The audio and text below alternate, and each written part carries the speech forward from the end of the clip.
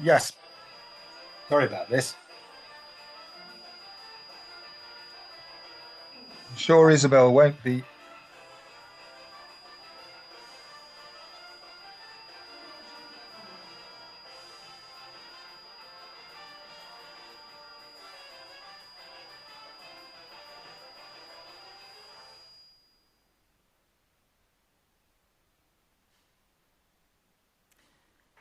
Good evening, everybody, and welcome to another Global Fusion Musical Arts evening of poetry, music and spoken word. You've just been watching there as it opened, a wonderful event that we have for you on the 22nd of June in Hornfair Park. Do come and enjoy yourselves, an open-air festival with lots of our wonderful performers. And we've got some great performers here this evening. Our guest tonight is Isabel Jane Kimberley. Isabel is a singer-songwriter and also an artist who, as well as being a solo artist, performs as part of a duo called the Kimberleys.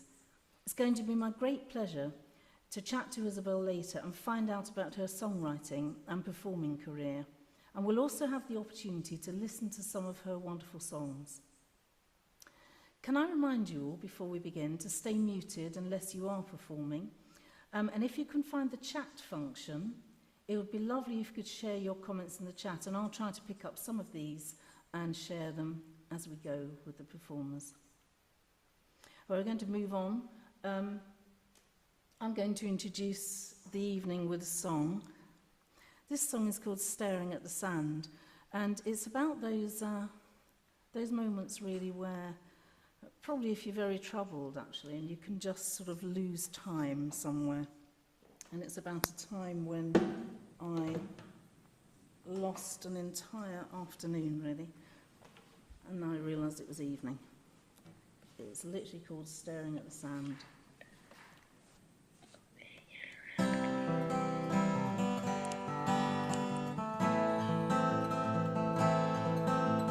Last train of the day, and the driver waves my way.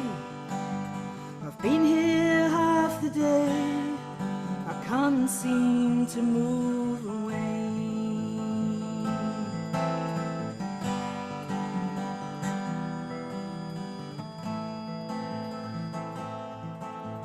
Time moves across the bay, the shadows lead the way. It's the closing of the day, and the birds no longer stay. I am staring at the sand, I am staring at the sea.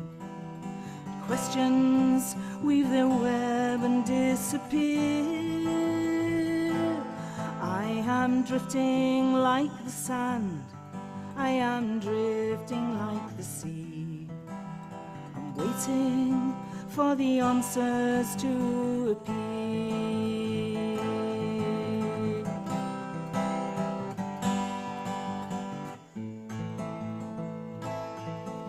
The low song slips away as the evening makes its way. I've been here half the day, I can't seem to move away. I've been here half the day, I can't seem to move away. I'm not sure. Thank you so much. Thank you so much, everybody at home, everybody here. I don't know if we could hear that really, or whether that all sounded quite strange. There's some pickup stuff. Oh, that's what it is. It's the mic. Oh, sorry if you couldn't hear that properly. Could you?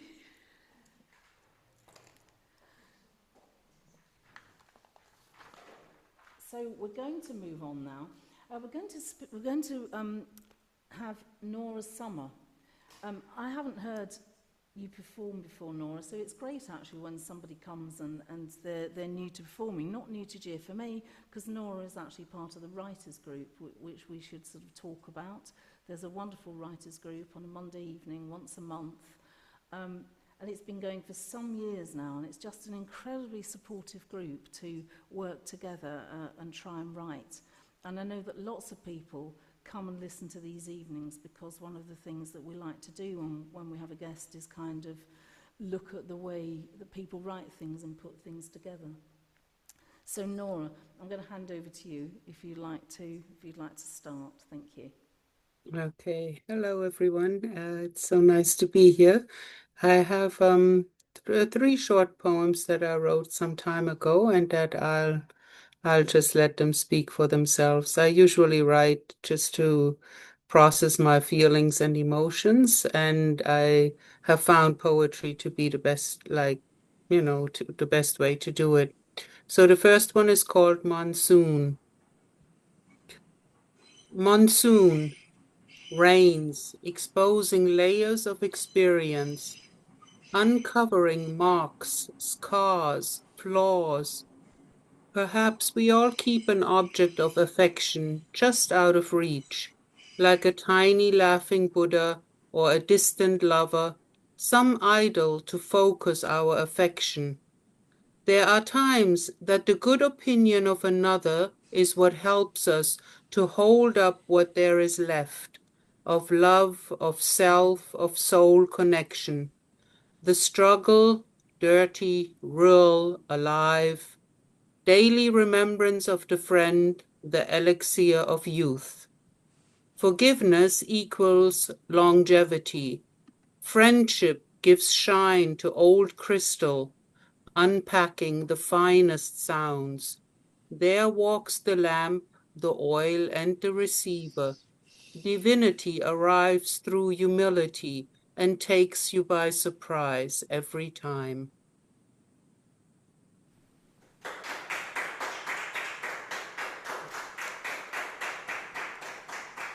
Thank you. Thank you. The second one is called Moods. And we all have these moods at times. So this was my description of one of those days. Moods and emotions are preoccupations of the idle. I concur that indulgence is not the way, yet this quicksand compels me to search through a myriad of feelings. What are these impressions on my very being, whose hands have tied my tongue? What fear has paralyzed my spirit? I repeat ancient formulas like a bat in the dark, seeking guidance from an inner connection and a disinhibition that is safe, yet so often eludes me as my inner voices warn me of imminent disaster. Naked revulsion at the lowliness of aspirations. I turned away from flesh, only to find myself clothed in its viscosity, burdened by a body that I try to shed but now seek to embrace. Roots have grounded me in some fertile compost, still seeking union on some higher ground, with a longing to sing universal songs. Something like a sigh of recognition escapes. A bird chirps, telling me of something called love. Oil is squeezed from the olive and poured as acceptance on yet another dish, served in a home, 10 openings, and colors, shades, and nuances. I count and lose count once again.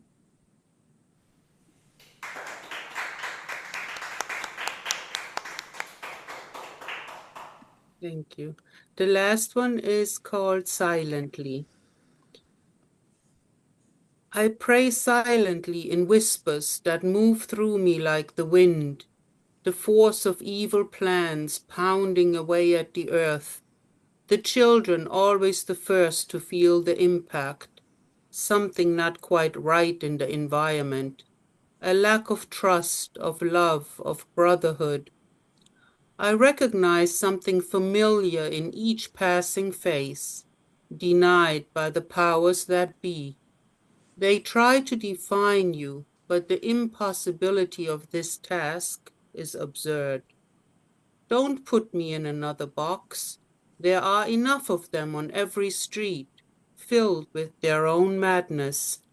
When will we pour out the old wash water and run in the street united in purpose, crowds walking, praying in unison, reaching out to touch the head of a child instead of blowing it up with a gun?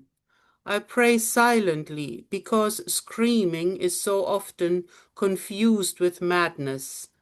If we could blast the sound of 1,000,000 trumpets, beating drums, dispelling the spirits of hatred and partisanship, would this not be a step in the right direction? Laugh, my friend, laugh from the belly. There are tears enough to fill every cup.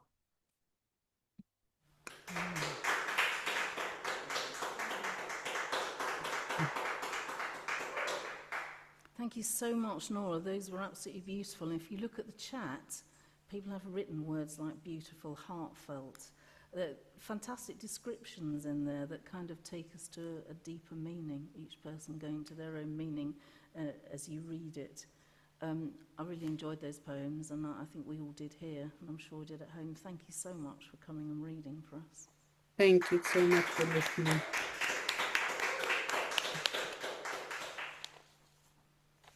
And we're moving on now to Antoinette Clark-Akalani. Antoinette is not a local performer, and you live in Bristol, don't you, Antoinette? And because we're on Zoom, and we went onto Zoom in lockdown, you can join us, so we decided we'd stay because we had so many people from different places, and it's been a wonderful thing to share. You've performed many times as part of these evenings, and you're also part of the Global Fusion Music and Arts Writers Group, and it's always a pleasure to have you with us, Antoinette. Thank you very much, Ross. Good evening, all. Now I'm reading a couple of poems from my book, Yuanka, and the first one that I'm going to read is called The Baobab Tree. In Queen's Park, Barbados, not far from the sea, stands an old, old baobab tree. It is not a native of this island country. From Africa, the seed floated here on the sea. The baobab has stood in this spot for over 1,000 years. Beautiful white flowers the tree bears. The flowers are white and are big and exotic and grow out from the leaf axil. The flower buds only open at dusk, just like the night-blooming cereus. But unlike the latter, that has a beautiful aroma, the baobab flowers have a scented odor. The flowers are pollinated by nocturnal critters, such as moths, fireflies, and other night flitters. In the morning, the flowers begin to wilt. So, to see the floral display, keep a night vigil. The baobab fruit are oval-shaped, large with hard shells, which hang from the leaf axil like great bells. They are edible and very nutritious, as well as exquisitely delicious. The islanders know nothing about this, because they fear these fruit are poisonous. In Africa, the leaves are used. They contain micronutrients, vitamins, and proteins. And the leaves are used in cooking soup and other meals. 90 foot tall, a girth of 8 feet, the trunk is enormous. Beside a medium-sized house, it is ginormous. Few in the island reflect on this ancient tree, except tourists or returning nationals like me. If the baobab could speak about what it could hear and see, it would tell of the first inhabitants' life history, and when Europeans landed on the island in the 17th century. It will narrate the enslaved Africans' trials and their legacy, and how Bussa, an enslaved African, revolted against slavery. But its secrets are kept locked in from you and me in the solitude of silence in the trunk of the deciduous baobab tree.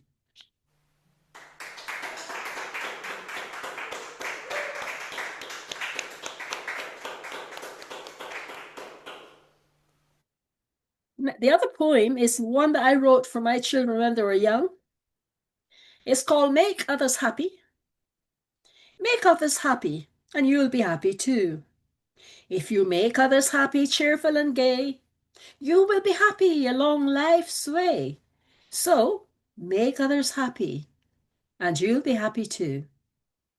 A nod or a smile doesn't cost a thing, but it could to your siblings happiness bring. So don't be scared with a nod or a smile, because you'll be rewarded for a long while. Don't cheat in games, nor call each other's names. Show companion and compassion to each other, and be kind to one another. Try and make each other happy, and play together. Look out for each other, your sister and your brother. When you make others happy, you'll be happy too.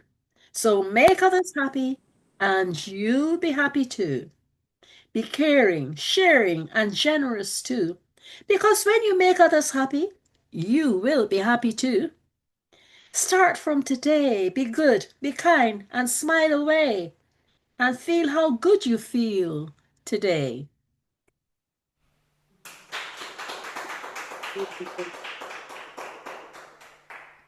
Have I got time to read another one?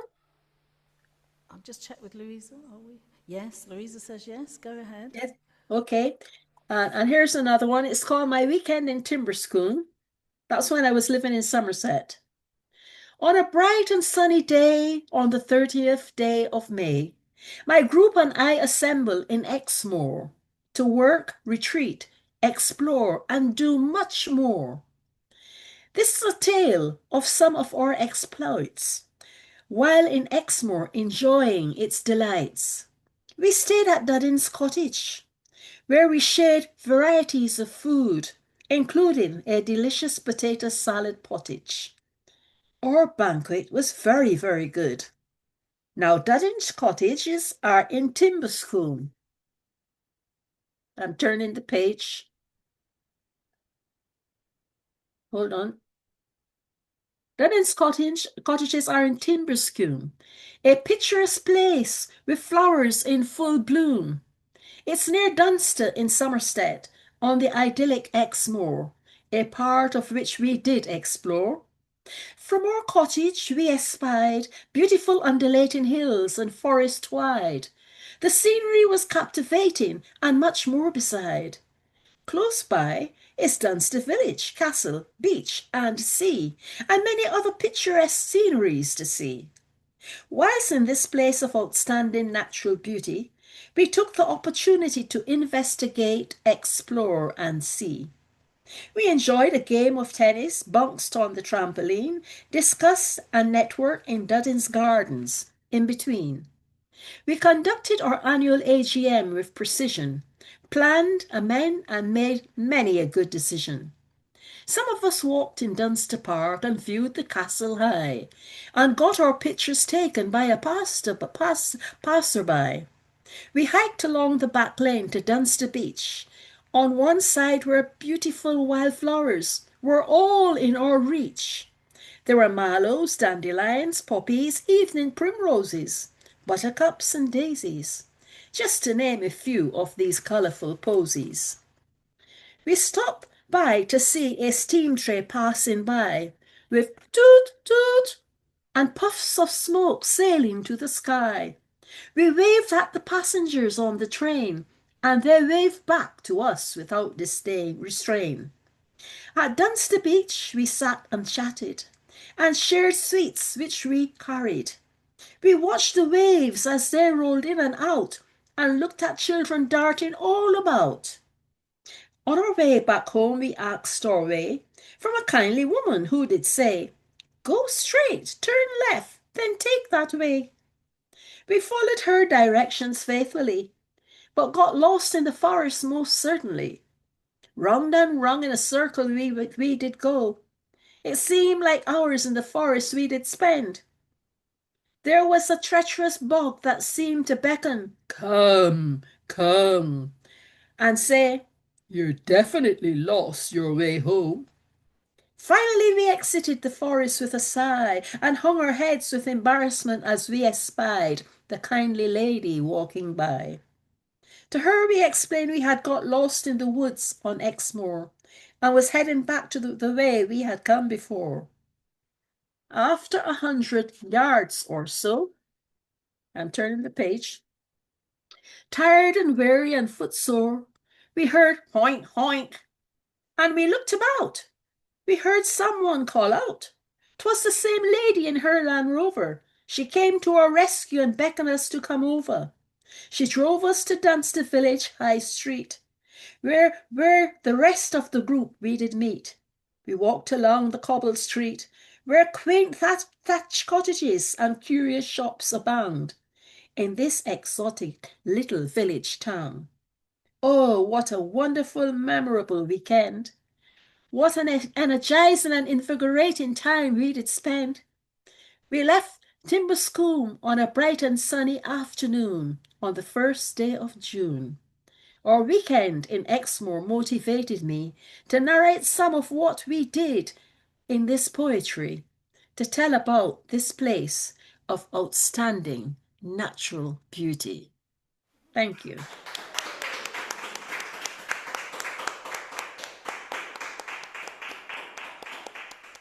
Wonderful, Antoinette. Lovely as ever. Thank you so much for bringing your poetry and sharing it, because you really bring the words to life when you read them. Again, beautiful descriptors that almost take us to the place. And your first poem, really educative about that tree and its Thank you. significance and symbolic, And Yeah. you do that so well, actually. Often in your poems, you're talking about it, and suddenly we're in there and we understand something from it, and that seems to be a feature of your work that Yes. I've personally come to love. And when you have a look at some of the feedback that people have written, because they're almost saying the same thing as me, they like your words, the way you bring them to life. I love it when you come to our sessions. It's been wonderful to have you. Thank you, Antoinette. Thank you. Thank you.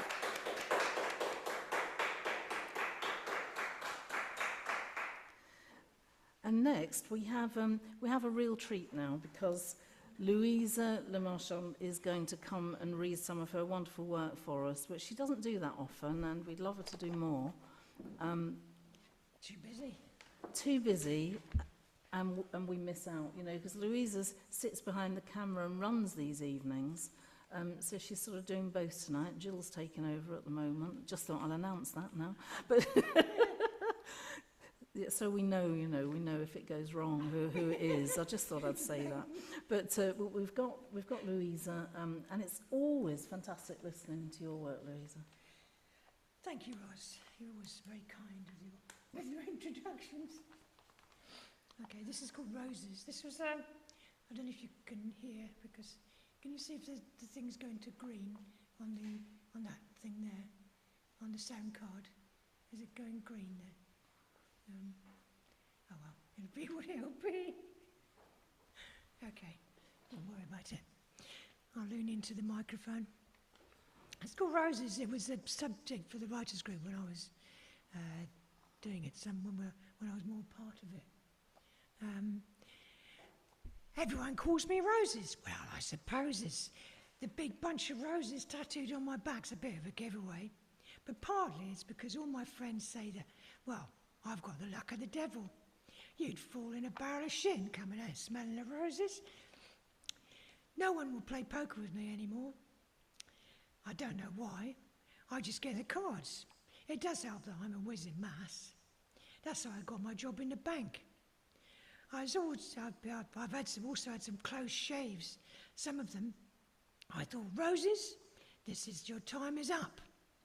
Right, the time we're on a run, and I saw a gap, and I went for it, and overtook the lorry, only to see another one hammering down on me. I braked, skidded, went under the lorry and into a field, not a scratch.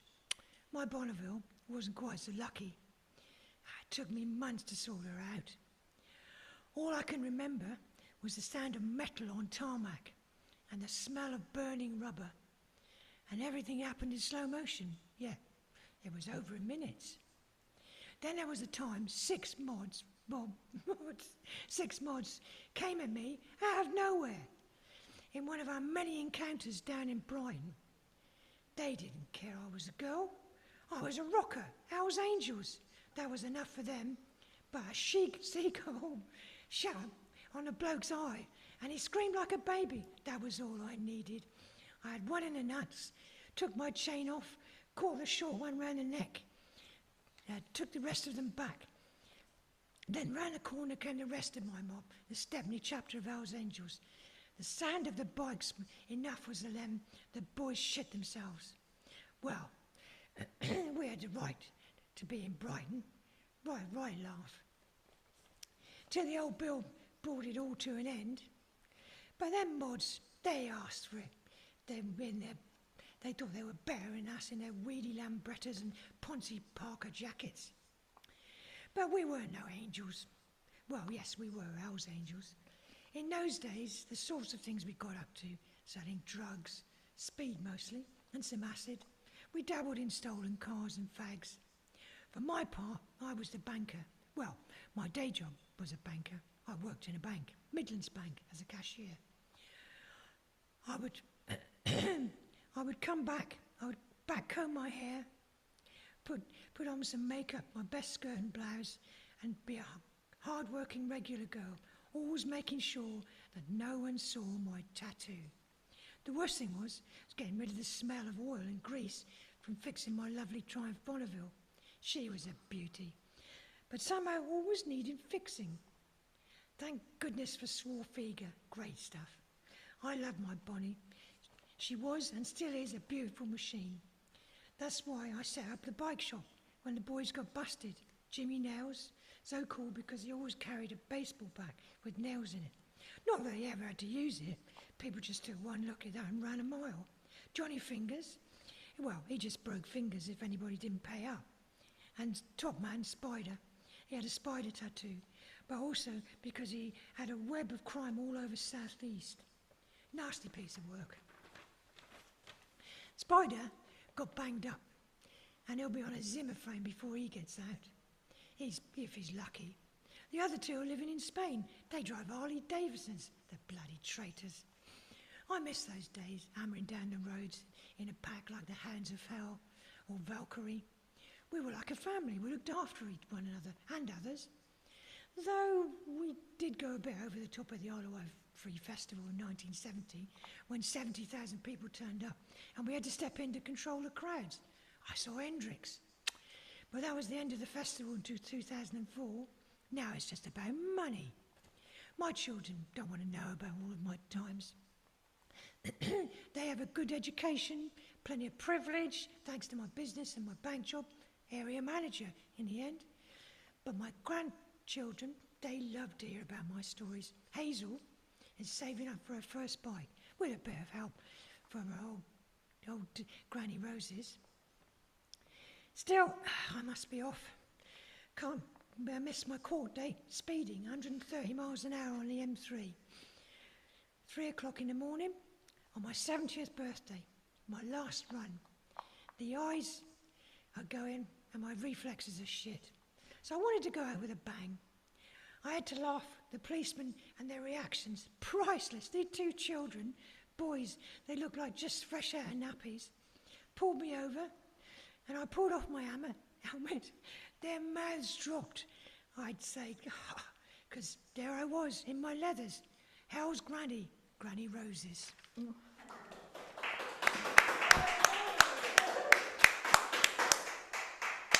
I think we all enjoyed that, Louisa. That was absolutely great. Superb writing. You just get the full description. We can see it there, and that underlying humour and you know, you first laugh and then there's the serious and the message underneath captivated us and held us all. Some beautiful things people have written that people have loved it. Well done, Granny Roses. Cool, Granny.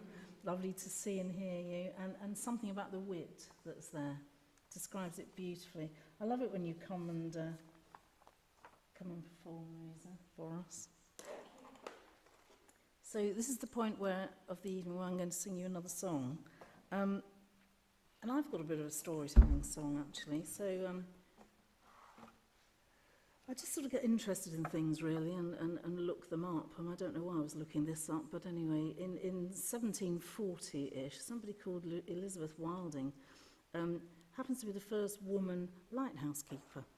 Because up until then, it had been men, though it's very possible that if they were married, that the woman probably did an awful lot of it, if not most of it, when you read the descriptors of the work that they had to do in the day to keep it going.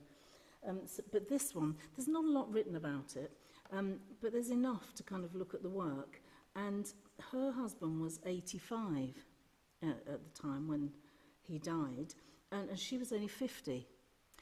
And she's the first person that applied and was given the lease to run the lighthouse. But she only lasted 2 years, which is sort of sad, really. She had two conditions. She had to have her son-in-law to be the second there, just in case, I suppose, we need a man. And the second was that she wasn't allowed to run a pub on the premises.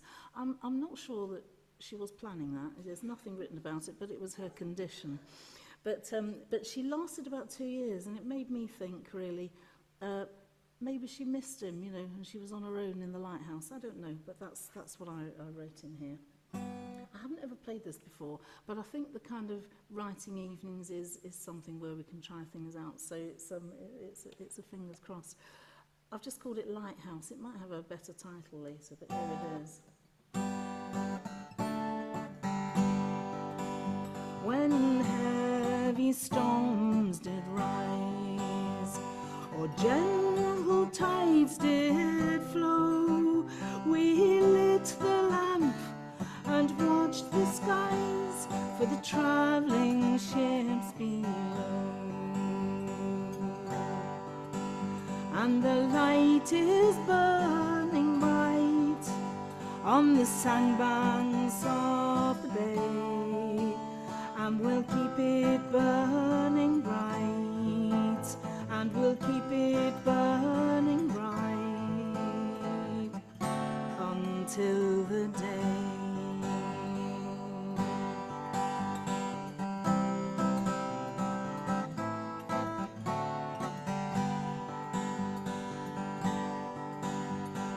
Trim the wicks by day, fill the lamps with gold, clean the glass from... Oh, I have to start again, I'm so sorry.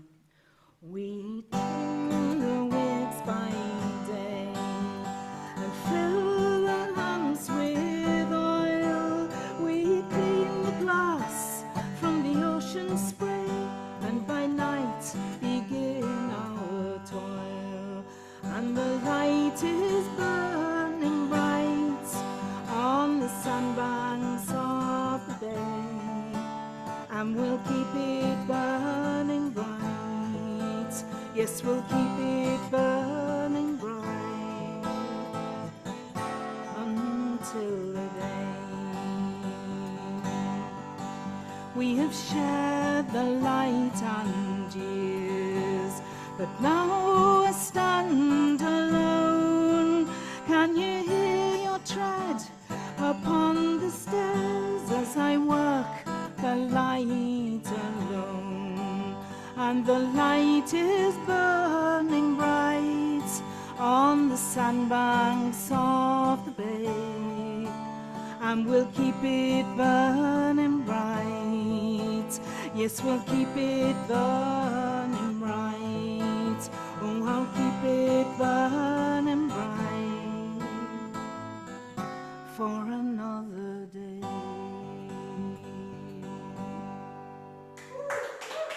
Thank you.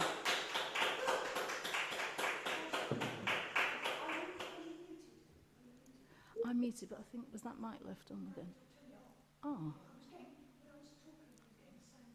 I'm not sure, I am muted, yeah. And I'm down with the sound. Strange, isn't it? Yeah, it's one of those nights where we're having a bit of a technology problem, but I have to say it all sounds great, really, you know.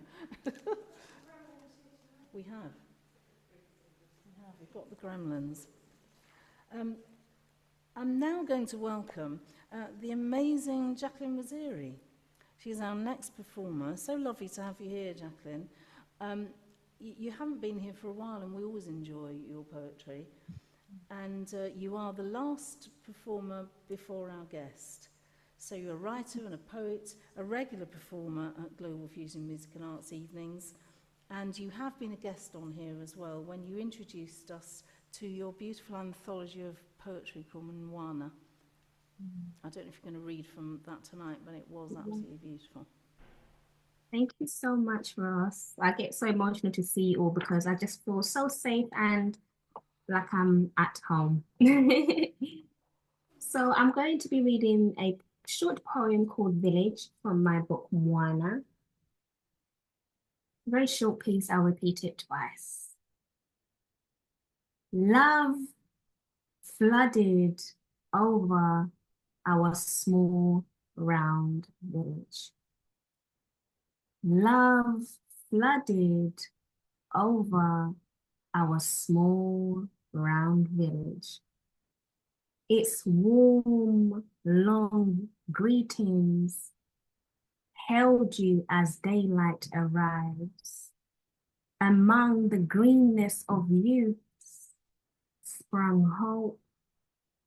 Its warm smell of belonging preserved our circle of light. The soft rise of the moon rests you peacefully. Love flooded over our small round village. Love flooded over our small round village. Its warm, long greetings held you as daylight arrived. Among the greenness of youth springs hope. Its warm smell of belonging preserves our circle of light. Soft rise of the moon rests you peacefully. Love flooded over our small round village. So that's a very short piece called Village from my book Mwana. And then I will read another poem which is called Baba. And Baba in Swahili means father or dad. And as we were celebrating Father's Day, I think it was the Sunday gone, this is something that I wrote for my father, but I think it can also be relatable to all the fathers that do great by their children. You will hear some Swahili words there. You can just put it all together and probably create something in your mind of what it means.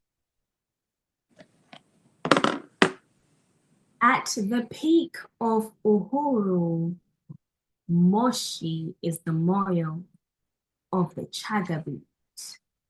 Baba's farm stood, both fed me and led me. Though Baba preferred chai ya rangi, chores included milking the cows, not forgetting eggs under the cuckoo, fresh morning lectures, first life skills. Cuckoo's head was cut off first, a peeled banana on every meal, our bend of knee to our plantation. Baba fed me full, an African king's love, they matter. At the peak of Uhuru, Moshi is the moyo of the Chaga beat. Baba's farm stood, both fed me and led me. Though my father preferred chai yarangi, chores included milking the cows, not forgetting eggs under the cuckoo, fresh morning lectures, first life skills. Cuckoo's head was cut off first, a peeled banana on every meal, our bend of knee to our plantation. Baba fed me full, a father's love, an African king's love. They matter, they matter, they matter. Thank you.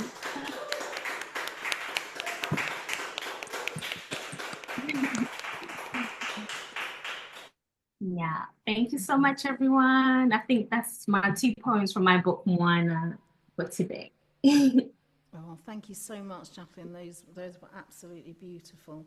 And the way you read them is really skillful. You draw us into is the sound of your voice. You draw them in, the way you run the lines across. You know, it's a lovely technique, and it's kind of pleasing on the ear, but it draws us in. It does have a different effect. Draws, you know, we see the scene, you show us it, you draw us in, we see it and we feel it, actually. And that's a really beautiful thing. You know, you transport us from here. Always a pleasure to see you. Do come again. Thank you so much, everyone. Thank you all.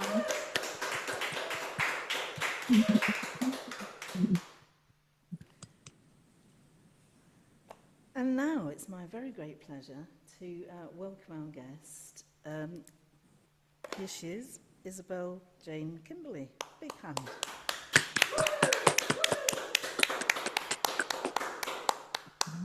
Thanks so much, Ross. Now, there's so much that we're going to talk about.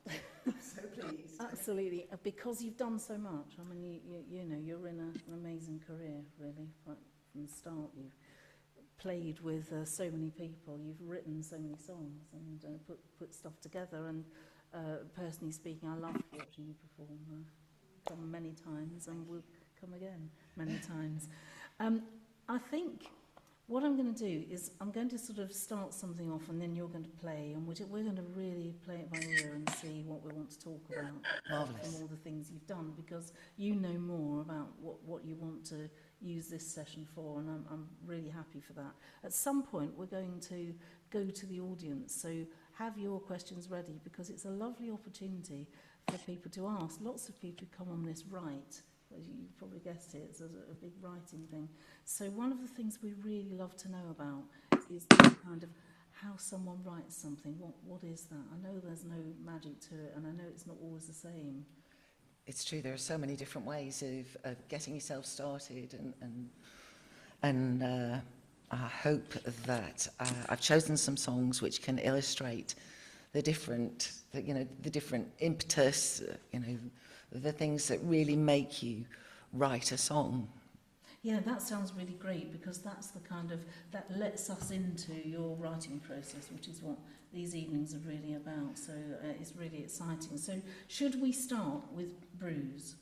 Yes, that makes sense, because that's pretty much where I started making music publicly in the UK. And that all started very late 1999. And I was introduced to a production team, one of whom was Graham Skinner, a very talented Scottish writer and musician, and the other of whom is Jim Kimberley, and he's a very talented British musician and producer, and actually now my husband. Fantastic. Don't know how that happened. That's a real partnership, isn't it? In every sense. Yeah, it very much is. Yes. So Bruise have released 4 albums and then a 5th album, which was a collection of unreleased tracks and versions of songs that differed greatly from the material that went on the original album. So that's 5 albums of my material. And in that time, we played Glastonbury 9 times. We travelled from America to through to Europe and all over the UK, from the Channel Islands to the northern areas of Scotland, Fort William and further on. So that was it was a big project, and we did this all independently. We started our own record label, and it's not like we weren't approached by people in the industry, but it never felt right. There was always something which was concerning to us, and we decided that rather than compromise and allow another person into the creative process, we'd rather sort of forfeit the potential of exposure and, let's call it fame, shall we? Forfeit those for our own creative journey. Oh, that sounds wonderful. Yeah, and a big decision, though. I suppose it is a big decision, but on the other hand, we didn't feel like we had a choice. Right. We were both quite stubborn, and so having somebody else sort of come in and give their 2 penneth worth just felt bad. Yes, yeah. And it's an immense amount of work, because Jim did many roles. He was the producer, he was the roadie, and I've been the agent and the PR person. Yes. And you really have to expand your boundaries, make a real solid attempt at doing something that you're generally uncomfortable with. Yes. And do so many jobs. But on the other hand, I feel incredibly fortunate to be doing a job that I believe has some worth and makes me feel good. Yes. And you wrote all the songs? Yes, yeah. So that's a lot of songs. It's a lot of songs. Across 4 albums. Yes. Is this a moment to Yeah, would you like to hear one? I would love to hear one. Well, I'll grab my guitar. That would be great.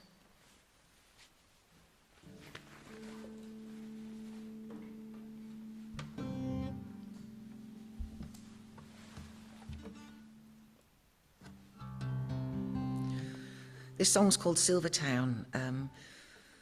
I wrote this while Jim was away touring with another band. He was gone for over a month, and I'd recently moved into his flat in East London, and this song's very much about my day-to-day experience of living there. I start with the beginning of every morning, which was having a cup of coffee and listening to the radio. And then this song came in one evening. It arrived whole, and we did a version, put it on at the end of the first album, and we also put it on the second album because we'd had time to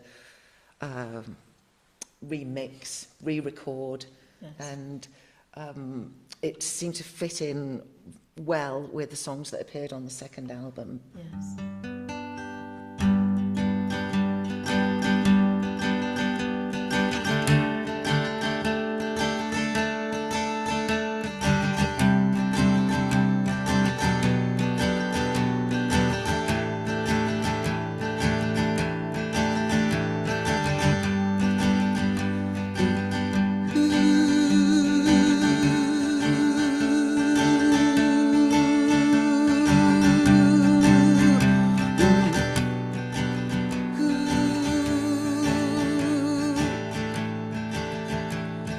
Sat drinking coffee and shouting at the radio, What is this God-forsaken world coming to? I don't like the wars, and I don't like the leaders, don't like the propaganda they feed us.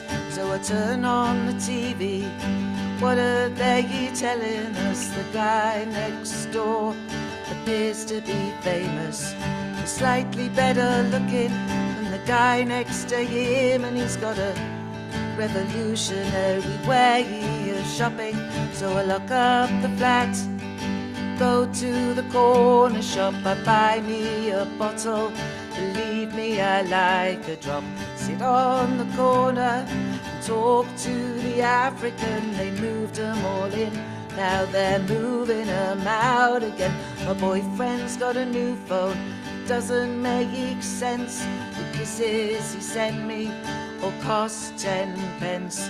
And we'll all watch EastEnders, cause they seem to know good. Life is a dull phase that everyone goes through. Pick out an album, pick out a tune. If it's right for you, honey, it's right for me too. And we'll all sit together on a sofa of love, and we will talk shit till the sun comes up. I paid $4.99 from Furniture Factory. I wanted the chair, but they never got back to me. And I can't help but wonder who'd be sitting there now if anyone gave a shit. No gold, Silvertown, Silvertown, Silvertown, Silvertown. Glistens, it tarnishes to who you love me and I love you. Silvertown,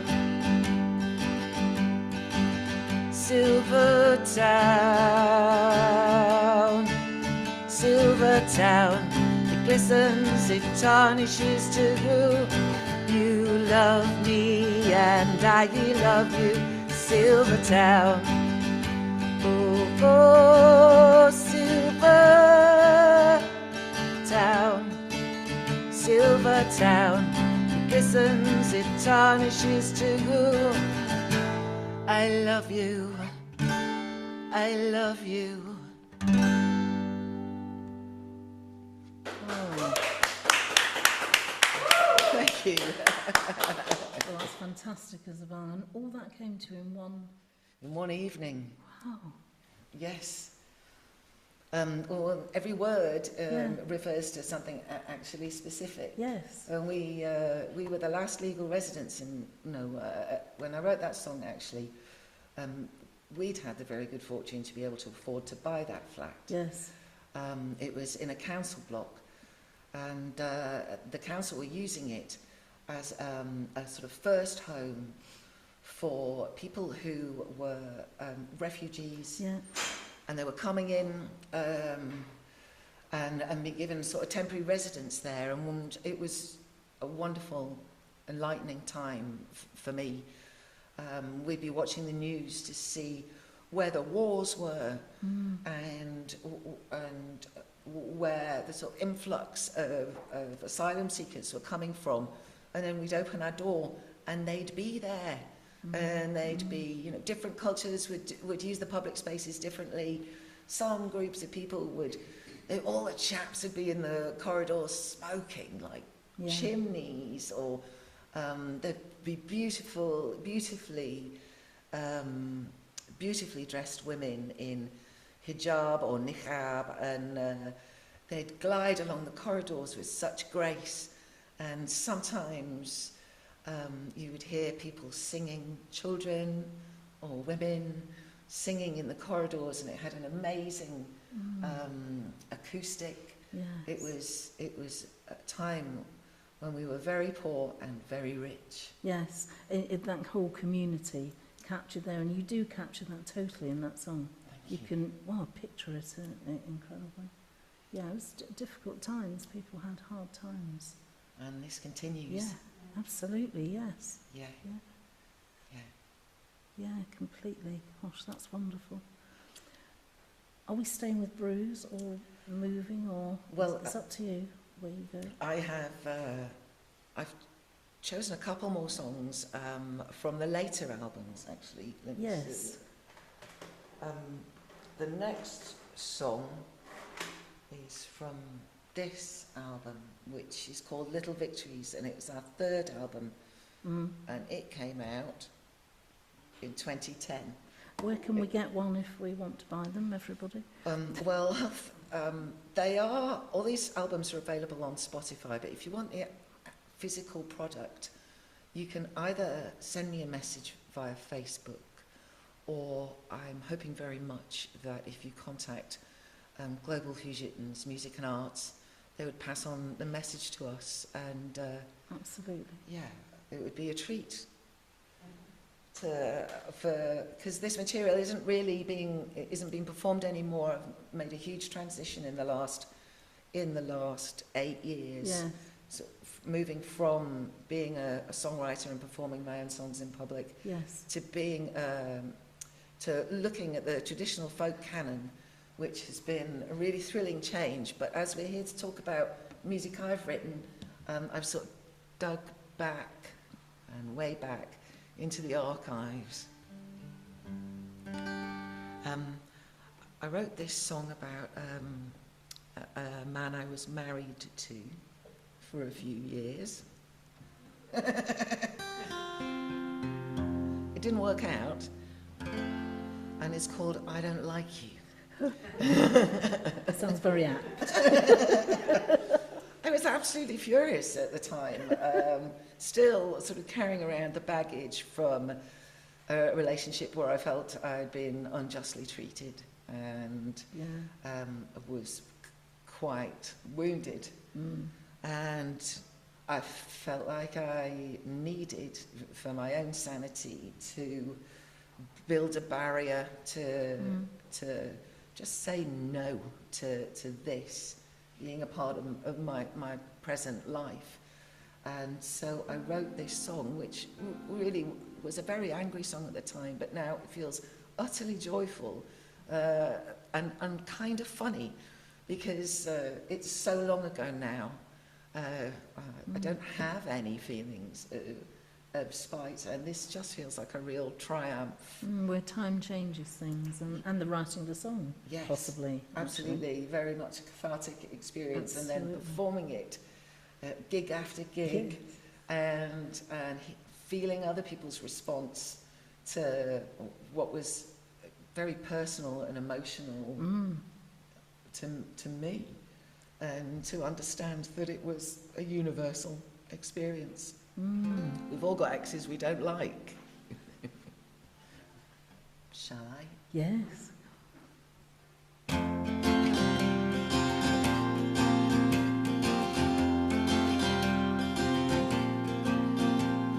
I've written this song for you, John.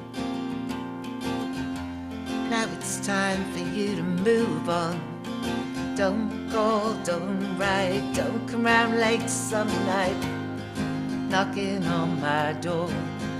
You'll get a shock for sure, 'cause I don't like you. I don't like you. I don't like you anymore.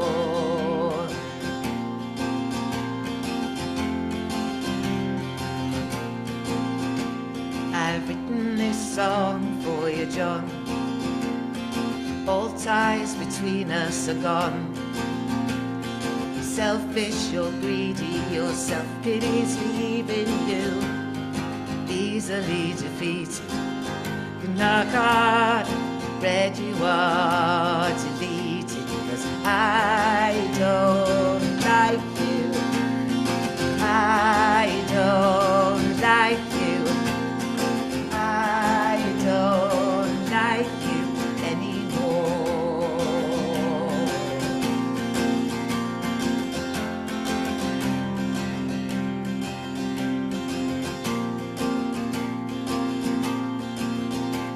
I've written this song for you,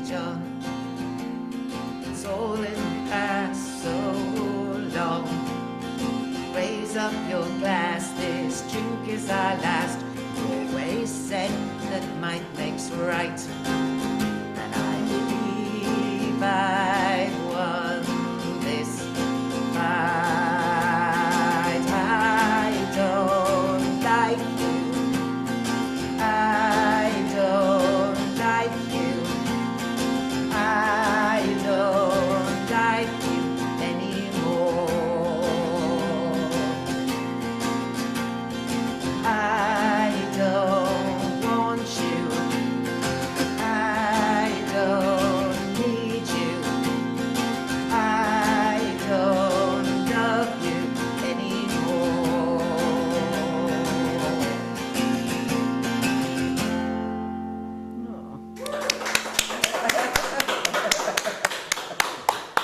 I think you can see how that could be very therapeutic, writing that. And the number of people who would sing along with that Yes, chorus I'm was sure. utterly uplifting. Could have done a little go round. Who are you And I singing frequently do. about? It's brilliant. So that's two very different songs that you've written there, that you've showed us. I mean, this is what's great about these evenings. We can have a whole range of, because people don't usually write one thing, and it's lovely that you're bringing those. Do you have a thing of what comes first, a theme or a tune or a, or does it vary? Oh, actually, that's really nicely asked, because you asked about the theme, and that is always the first thing for me. Theme. It's not the lyric and it's not the music, it's the theme. There's something which I need to understand, and for the most part explain to myself, in the hope that my experience isn't unique and that, like other human beings, feel like I do. And That's sort of connecting yes, in some ways, isn't it? Yes. Connecting out. Does anyone else feel like this? But when I'm actually in the writing process, I'm absolutely dealing exclusively with my own experience. Or in those two songs, and with a lot of the early songs, absolutely my own experience. And I was surprised and so uplifted by the fact that I did have common experience with other people. Yes. So it starts with you and then it reaches out to see if there's others. It's really therapeutic, actually, Yes. as a process. Yes, it really is, and it's wonderful to realise that it's not just therapeutic for me. No, it's people therapeutic for hearing the audience too, and I think that because we're completely, I'm self-taught, I'm my own manager, because along with my husband, we are absolutely our own team. We don't have to think about anything other than what we want to do. So it's what I want to do, and it's an absolute bonus if somebody else in the world likes it. Yes. And I think that gives things, for me anyway, it gives things a proper authenticity. I'm not trying to please anybody but me, because I think Yes. They're yours and you're they're my writing songs, and them. fundamentally there is only one person in the world you can absolutely guarantee to please, and that's yourself. This is true. Very existential, actually. Is it? Yes, it is, yeah. That you being there at the centre, and then that moment where we then reach out to others who might feel the same. Yes. Yeah, there's lots of therapeutic writing that describe that. Yes. I think that if I understand modern music correctly, there was emo, and there still is emo, and that's very much about your own personal musical, your life experiences, Yes. and your emotional processes.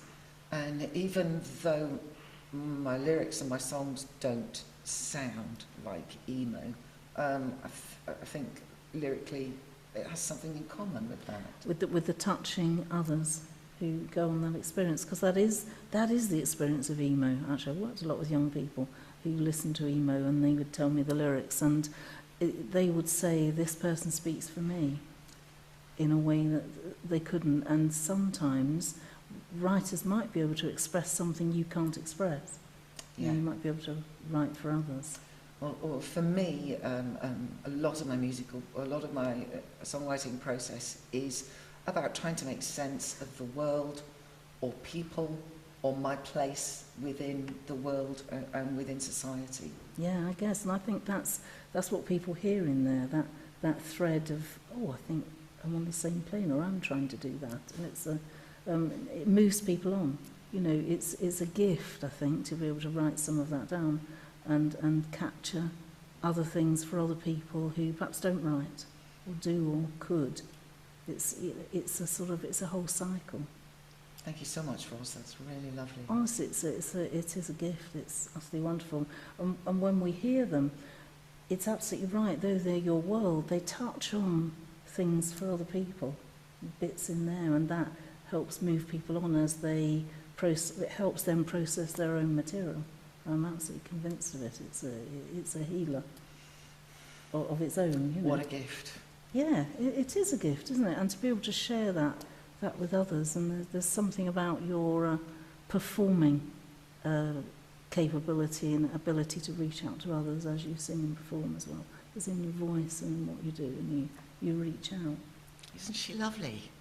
I'm just speaking the truth. It's absolutely true, you know, and music is transformative. And spoken word too, I mean, we hear other bits. It's the arts is transformative. Yes. And it's powerful. Yes. And we need it. It's very important. Yeah. Yeah. So I've asked you about themes, and that's really important. We've asked a bit about the writing process. What are your influences musically? You know, where does it start, that sort of thing? Well, at a very early age, once I'd got past once I became mature enough to pass what was currently on Radio 1, you know, what was currently in the charts, when things started to expand for me, I became a huge fan of the 60s folk revival. A lot of the women's songwriters and musicians from that era, and also a sort of early 20th century blues.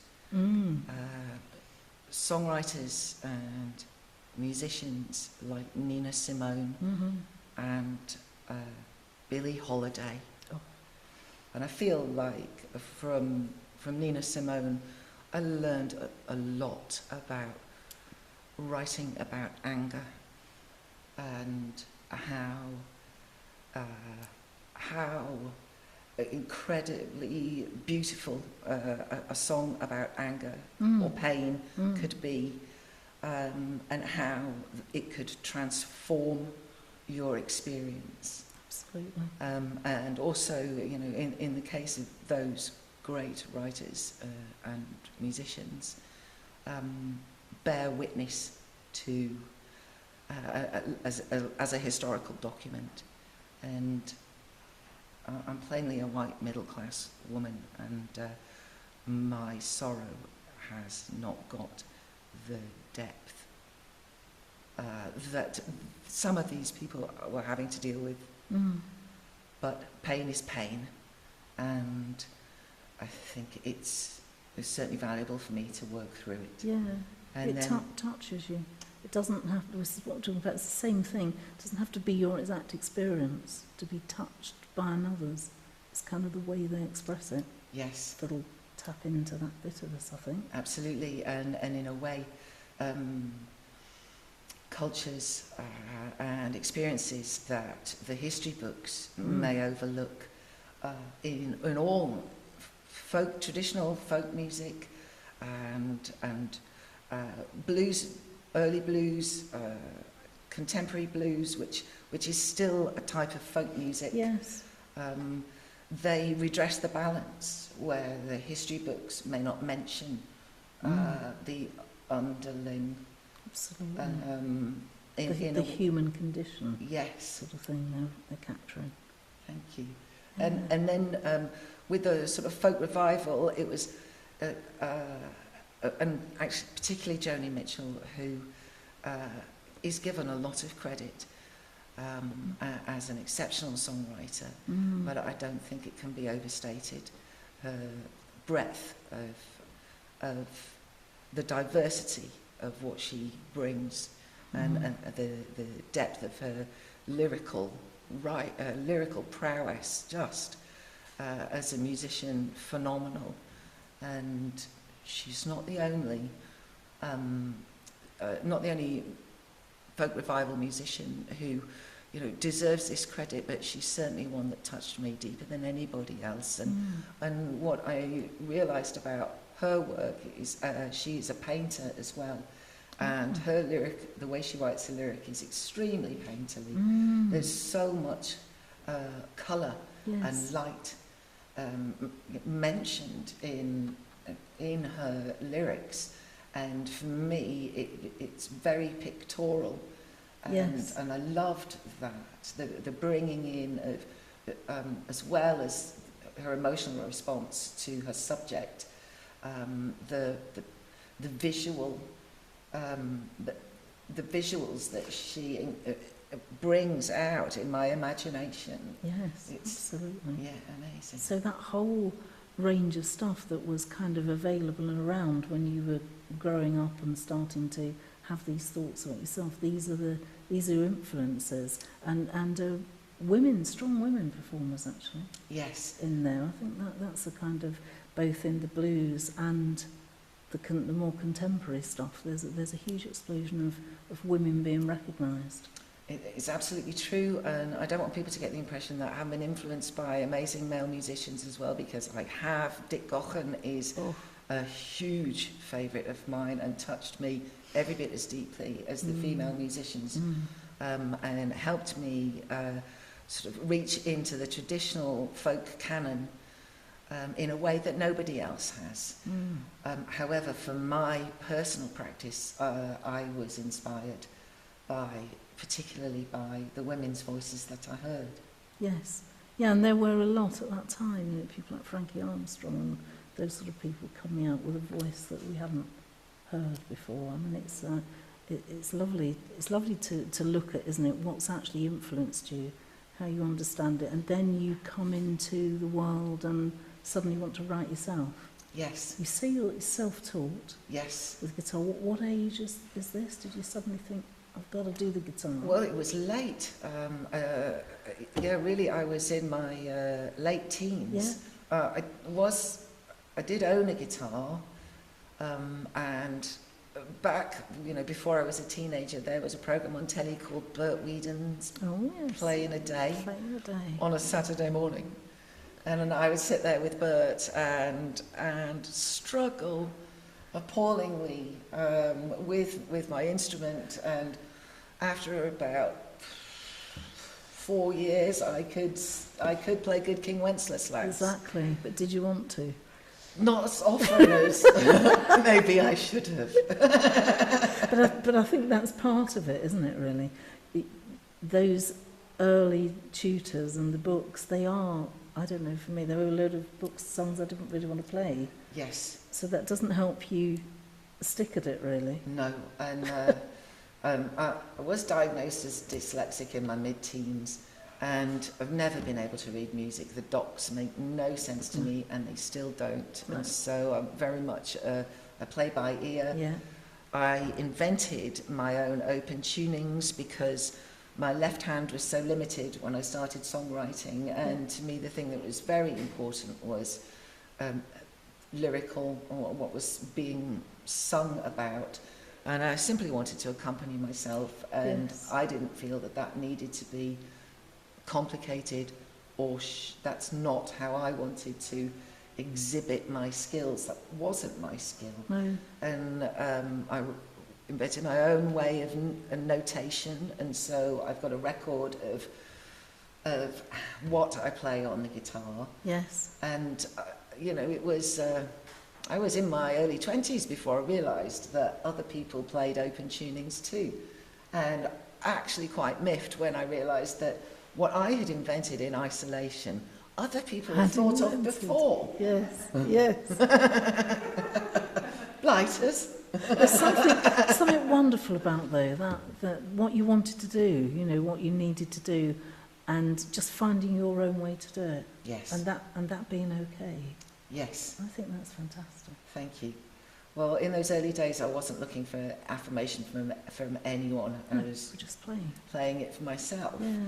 And, you know, it was only later that I began to feel like there was, that I was missing out on an opportunity. There was more I could do with my instrument, and really sort of bonded with the guitar as an instrument and a thing of absolute joy. How lovely. I sit there and think, oh, because I feel like that with the guitar too. So it's really lovely to hear somebody else. They're just very special, really. Couldn't put it down once I got going. Yes. So there's a lot there about your influences and where they come, and they're important. They're important to look at because we always bring them with us, I think. Wherever we are, we're part of that. You know, that's your story, sort of thing. And sometimes we don't look at that. What is my story? We look at where we are now. But we are a whole mass of everything, all the influences that we've had and the way we've come, and they come into your songs. We'd like another one. Well, I'd really like to play you one. Just before I do that, this was a different writing process for me. Yes. And I brought an artifact to show you. Oh, yes, yes. When I was 8 years old, my mother made me a quilt for my birthday. Oh. And here it is. I've lived, I spent some time living in America. This quilt came with me. I'm in my mid-50s now, and in colder weather, I still sleep under this. It's a wonderful thing, and I was writing one day. It was a very deep, dark song, digging so deeply. It was quite traumatic, and I needed to lift myself out of this. And I sat on the bed, which is where I write. It's a place of absolute privacy. And I looked at this quilt that had been so many places with me, and I began writing a song about it, and it's another one that just fell out of me. So my mum made this, and all the figures are supposed to be me, only they're, because I was only 8, and everything's about yourself when you're 8, even though the skins are all different colours, and all the people are different shapes. But this is a dancer. And this is a fish, and you can see the details, and they all refer to parts of my life. This piece of fabric was from my dress when I was a bridesmaid for my Auntie Susan, and I was only 4 when they got married. So this song is called I Am a Dancer, and each small verse is taken from an image from this quilt. Oh, Isabel, the love in that quilt. I know. You can just feel it. Yes. It was worth carrying by hand all the way to and back from Alaska. Oh. Things were a bit heavy.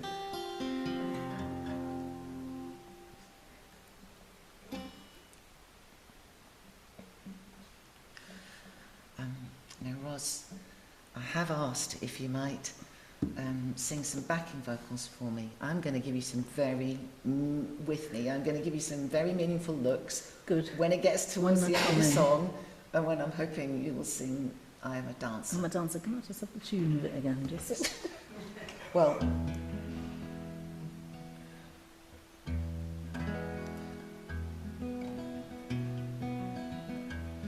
you will hear the tune 100 times before I'm asking you to sing it. All right then. Rosa's had absolutely no rehearsal. She's showing what a courageous woman she is, and she's going to show you what skills she has. Oh, that could be really dangerous. We love these live sessions. Just checking I'm in the right key. No, I'm not. I trust you, go on.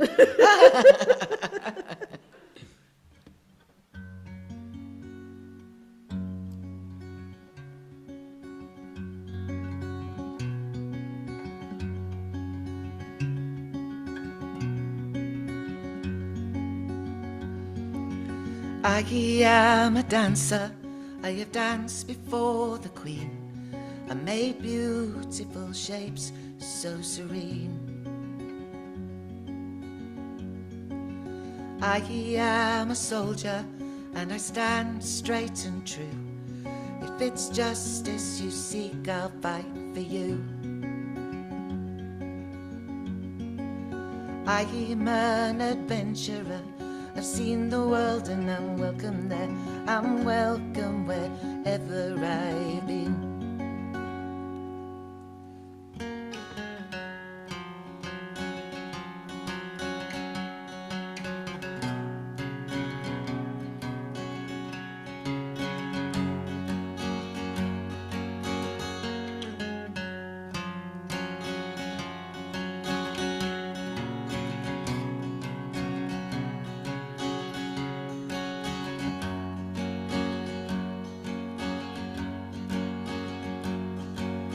I am a fire on a frozen winter's night. Come stand in my firelight. I am a blossom tree in May's awakening glory. The promise of summer hangs in me. I am a school of fishes swimming in the sea. Come swim amongst me.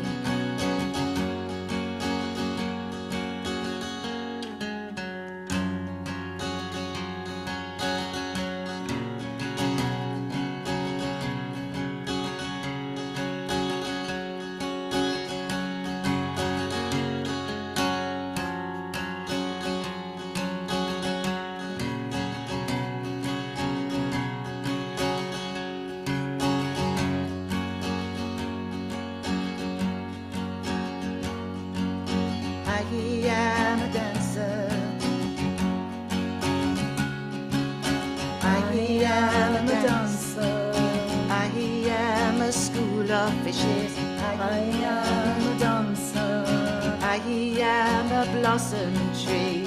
I am a dancer. I am an adventurer. I am a dancer. I am a fire. I am a dancer, I have danced before the Queen. I made beautiful shapes so serene.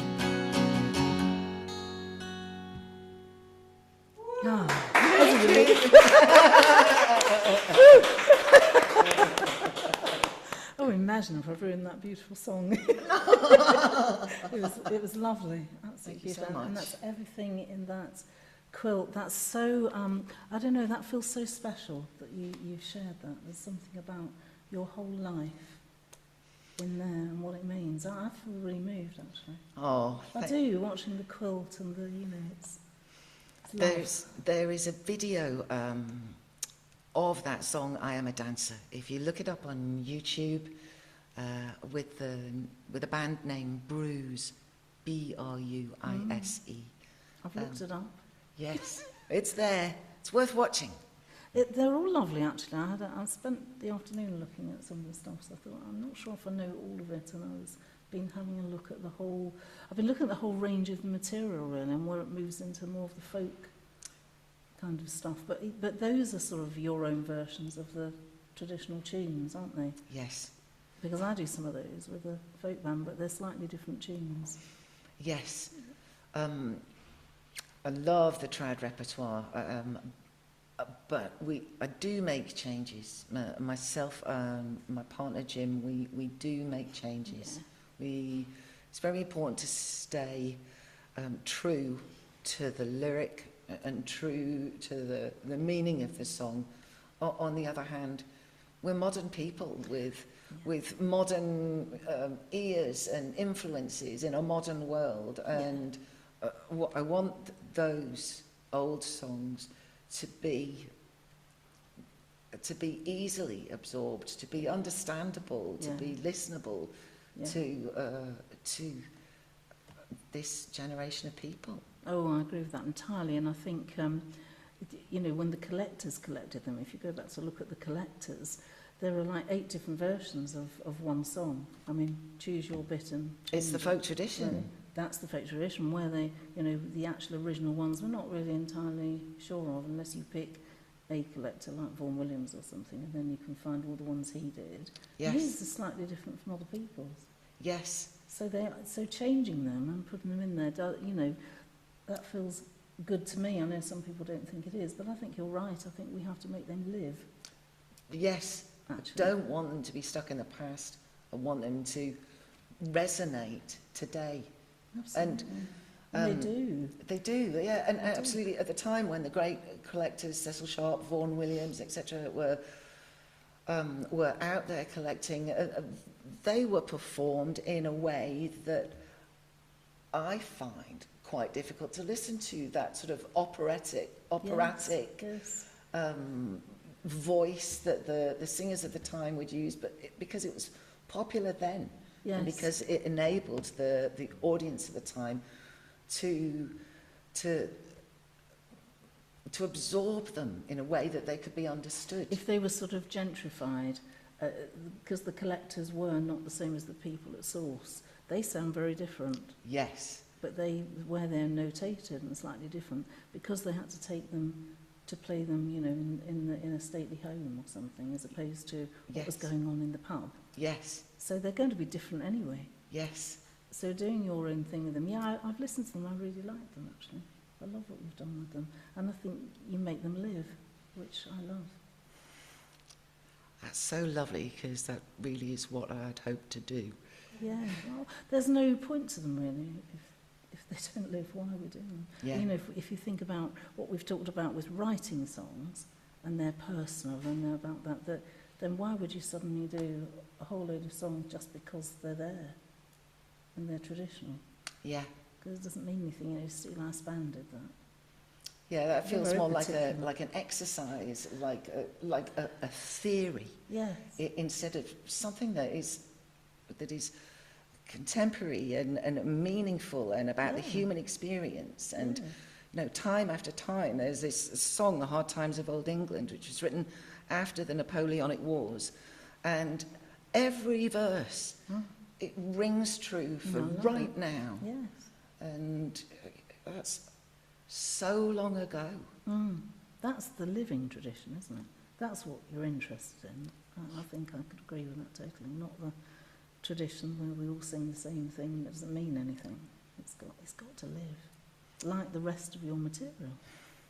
It lives in the present. You know, it comes from your lovely quilt, but you bring it to life and bring it to us to share. So we all share that. That's the theme I pick, really, is that you're sharing your thoughts, your feelings and your ideas about things. And it's very moving to listen to. I'm so glad we agree about so much. I love it as well. I've never sat so close to you when you're singing things. I'm usually in the audience. I feel them, you know. I'm that close, and it's really lovely. What a beautiful evening. I hope everyone's enjoying this at home, actually, because I'm really enjoying it. In a moment, I'm going to hand it over so that people can ask questions, but not yet, because I think we're going to have some more. Yes. Please. So, do we have time for one more, two more? Two more. Two more. Yeah, whatever Okay. you would like. Okay. I'm going to retune.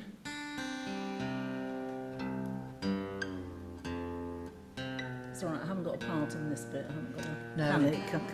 I can listen. Is that all right now? I'd love it if you did.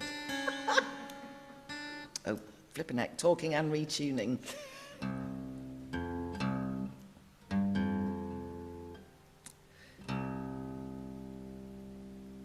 Isabel, I'm going to have to get my tuna It's out. very hot in here. It is as very well, hot actually. in What's here, your and tuna? here it is. It is incredibly hot. And I was in Sea Natural, and I'm going to... Anything else it likes. Open D.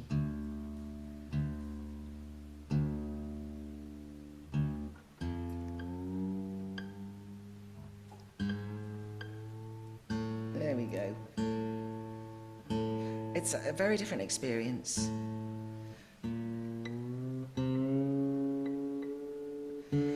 Singing my own material, from singing folk songs, it touches me in a very different way. It's kind of hard to stay grounded sometimes, because in a way it's like emotional tourism. I sort of find myself back in places that I'm a long way from.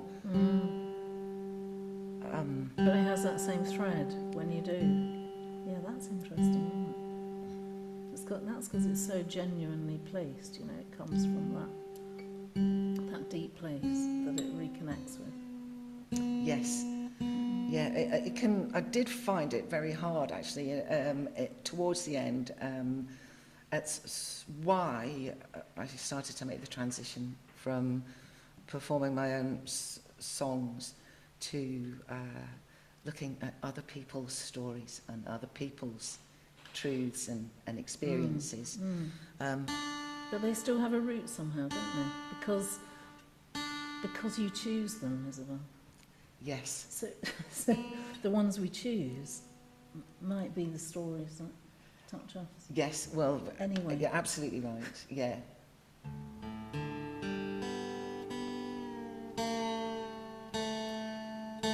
So I've had years as a folk musician not having this much trouble tuning my guitar. No, it's warm and it's gone wild, yeah. And I'm ungrounded.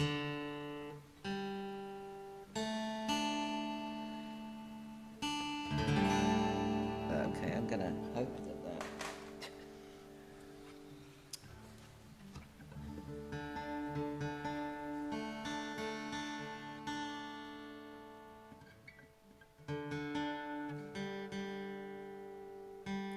Well, I'm going to get this little artifact out because this is where this song started. I got this on Barnsley Market as a child, Barnsley second-hand markets on a Tuesday, and in school holidays I used to go there with my dad, and this was bought for me, and he fixed it up.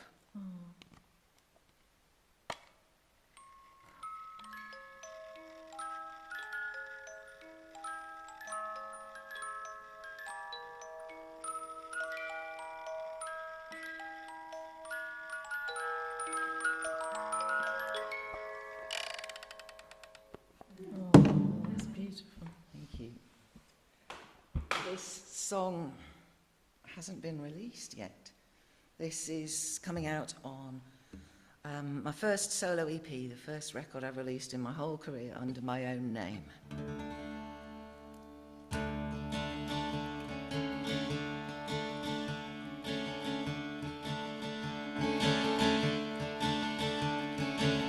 They used to dance to country bands and lead each other hand in hand around the dance floor. Mummy made the clothes she'd wear. She'd paint her nails and curl her hair. It was Daddy that she did it for. Daddy was good. With his hands he could make anything. One year he made a boat. He smelled of wood and creosote. He said we'd go sailing in the spring. There are just black and white of Daddy as a boy, standing with his sisters Mona, Valerie and Joy. His whole life ahead. From the Shropshire lad he'd been to what he'd done and all he'd seen and the life he led. Sundays were for tennis when they get together with their friends. Come sun or rain, they bat the ball back, forth, back, forth, back. They bat the ball back, forth, back, like they were young again. There are pictures in black and white of Daddy as a boy, standing with his sisters Mona, Valerie and Joy. His whole life ahead. From the Shropshire lad he'd been to all he'd done and all he'd seen and the life he led.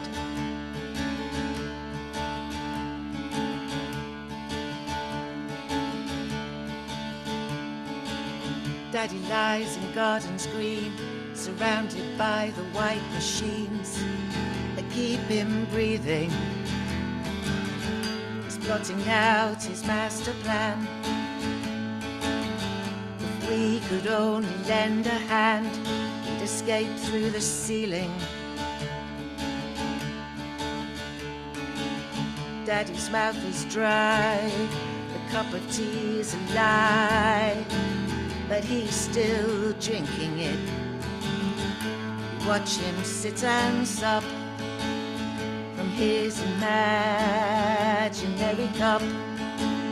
He is just thinking it. There are pictures in black and white of Daddy as a boy, painting pictures of his sisters Mona, Valerie and Joy, like he was really there. Picking blackberry sweet in the summer evening heat, you could almost taste the air. There are pictures in black and white of Daddy as a boy. He's standing with his sisters Mona, Valerie and Joy. His whole life ahead. From the Shropshire lad he'd been to all he'd done and all he'd seen and the life he led. Ba-da-da, da-da-da, da-da-da, da-da-da, da-da-da.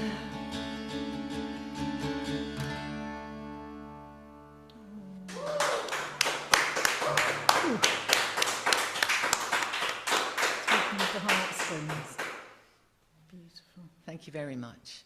I'm not going to talk too much about that song because my mum's watching. Hello, Carol.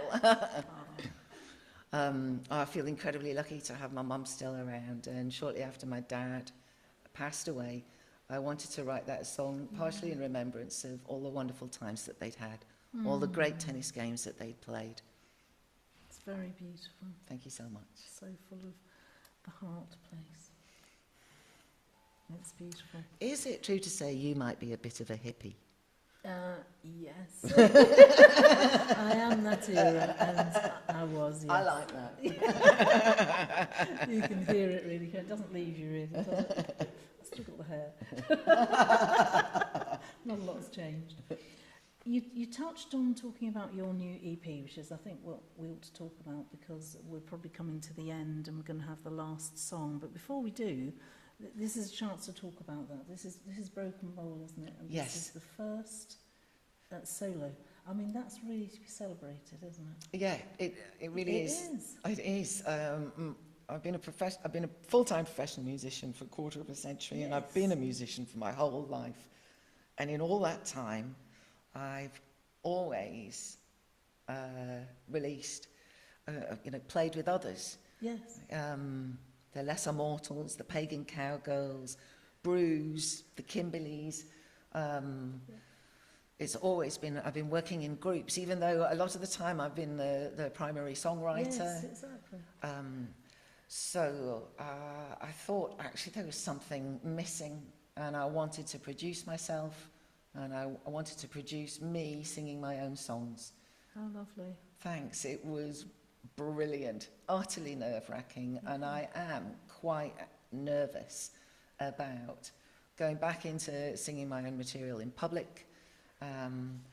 But the EP is being launched on the 12th of November, so I've got a long time to calm myself down, get my get musicians in place, and prepare for the show.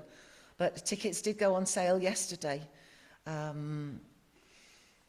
If you're a Facebook friend of mine, it's advertised on Facebook. If you're not, there's a wonderful group of people called Folk and Roots, and they're London-based. They put on some stunning concerts from a real variety of folk and roots-based musicians. And I feel very fortunate that they're hosting my show. It's at the Harrison in King's Cross in London on the 12th of November. Please get your tickets now. I will be putting it in the diary, checking the diary, and if it's free, I will be there. It's fun. It's very exciting, you know, after all these years to be doing something on your own like that, and such a beautiful voice and guitar. It's lovely. So that's what we're moving on to. This will be your new kind of venture. Yes. Is this still with the Kimberleys, but Absolutely. then they're having absolutely, and then Yes. this branch out on your own, which is incredibly exciting. Thank you very much. I think the two are going to complement each other really nicely. Exactly. I absolutely adore the work that I do, the songs that we sing as the Kimberleys. But this was something that's been missing, and there's no reason for this not to happen for me, because I've facilitated everything else. Yes. I've decided to facilitate myself. I mean, that's such a, honestly, this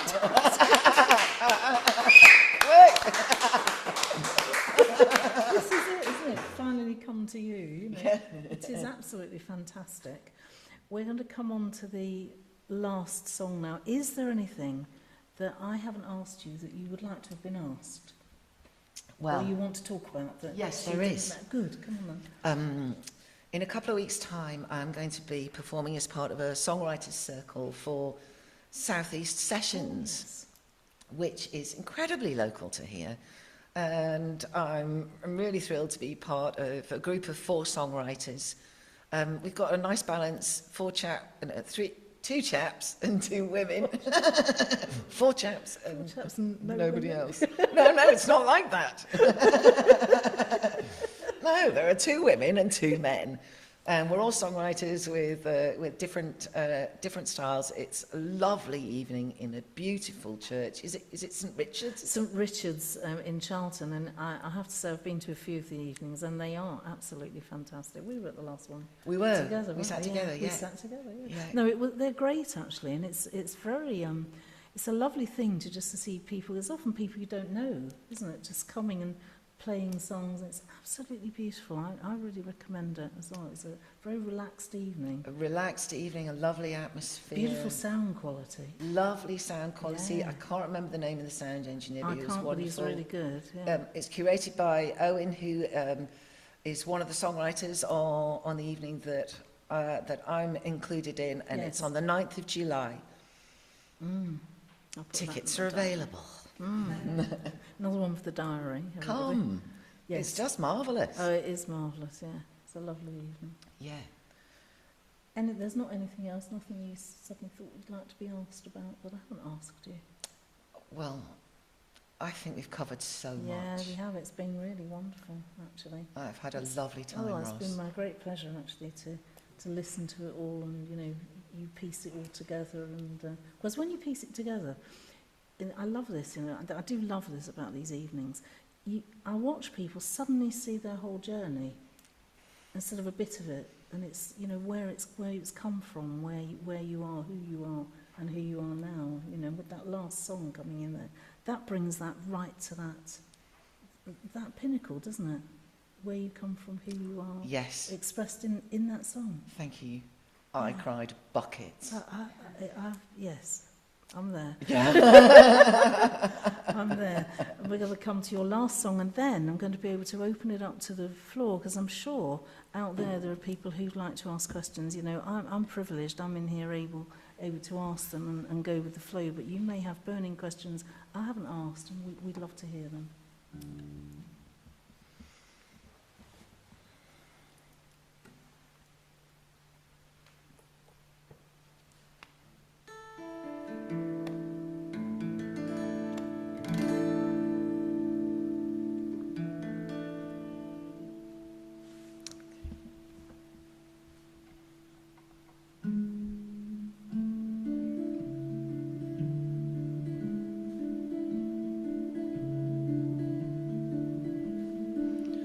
What if I am a broken bowl, once pretty and precious and fine, but I've been dropped and glued and knocked, and I'm showing my cracks over time. What if you place your trust in me?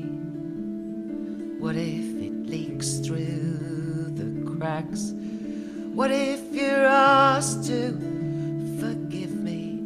What if you turn your back? What if you turn your back? What if you turn your back? What if you turn your back? What if?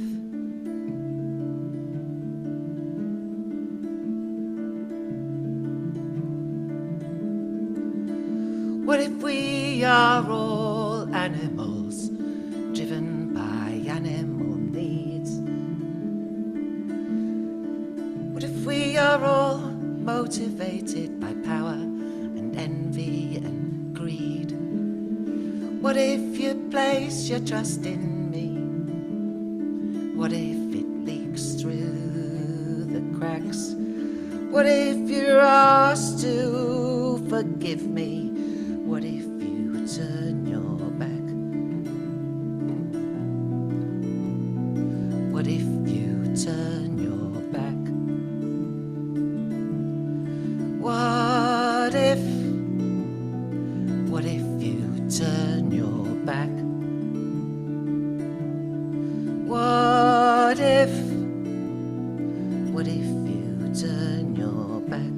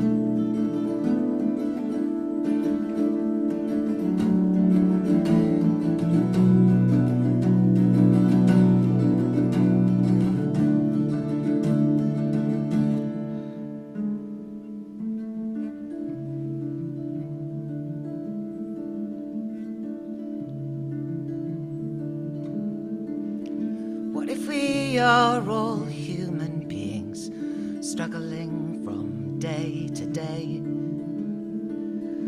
Complicated puzzle pieces, what we do and what we say. What if you place your trust in me? What if it leaks through the cracks? What if you're asked to forgive me? What if you turn your back? What if you turn your back? What if you turn your back? What if you turn your back? What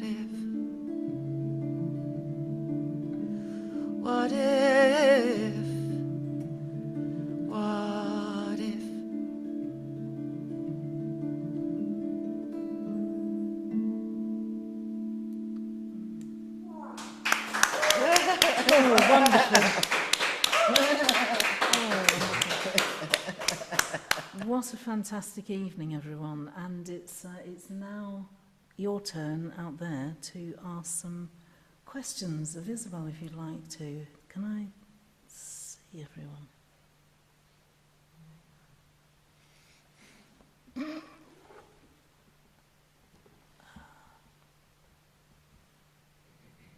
That's it, now I can. Right, I can see everyone from here. Put your hand up if you'd like to ask a question. I mean, you don't have to. I'm not. Oh yes, unmute if you've got a question, because we won't be able to hear it otherwise. I think there's every chance we covered it all, Ross. I know, it was really lovely, actually. We did. We went to some really interesting places. And it doesn't have to be a question. It might be something, you know, something you want to say about this evening, or, you know, while Isabel's here.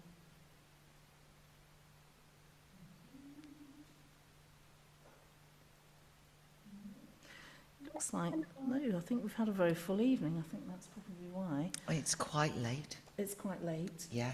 It's been a really fabulous evening, and it just leaves me to say the thank yous, really. Thank you to Louisa and Jill and the whole of the GFMA team, because as ever, you do a wonderful job, and not just on this, but all the fantastic workshops that you run, some on Zoom, and some actually in the room, and some both, you know. So really important, if you want workshops, we've got singing, we've got Tai Chi, we've got drumming, we've got, Louise has to wrap that up, we've got yoga, we've got quite a few things.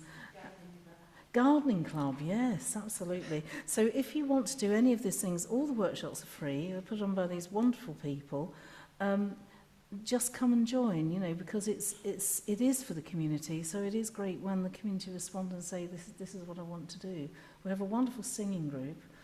Isabel sometimes comes and you must come, particularly if you like blues, because we do loads of it. I know. I love the repertoire. I love the atmosphere. It's really fantastic. Great, isn't it? But do you know how busy a Tuesday night is for folk? I know. No, it is. That aside, it's a wonderful group of singers. It's a joyful experience. It's absolutely fun, really, I think. We all love it and we have a great time together. Yeah. And we do come down to your club, actually, and play when we can get ourselves together to do it, and we thoroughly enjoy it. So that's... We love having you. Yeah, we love it. So that lovely folk club in Mycenae House, that's once a month on a Monday. The first Monday of the month. First Monday of the month. Look out for that, because they run a fantastic folk club, Isabel and Jim. Very welcoming, and we thoroughly enjoy it there. Some of the stuff has stayed on Zoom, which is really useful for us, so that we can reach people, you know, worldwide, actually. People come on the singing group. We also have GFMA TV, which you can get onto via YouTube, isn't it? You find it on YouTube. And check out things on the GFMA website, because there's lots of interesting things happening. A big thank you to all the performers this evening. We started with Nora Summer, who hasn't performed before. A wonderful performance. Thank you for coming, and do come again. We moved on to Antoinette Clark-Akalani, as ever, absolutely beautiful. Then Louisa, with her absolutely fantastic writing that just captured another realm, actually. It was utterly wonderful. And the wonderful Jacqueline Waziri, again, transporting us with your beautiful poetry. It's lovely to have you. Do come again, Jacqueline. And I hope you've all had as wonderful an evening as I have had with our wonderful guest, Isabel Jane Kimberley, who has been fantastic. It's been lovely, you know, sharing all that stuff. It's been my absolute pleasure, Ross. Thank you so much for inviting me. Oh, it was beautiful. Beautiful.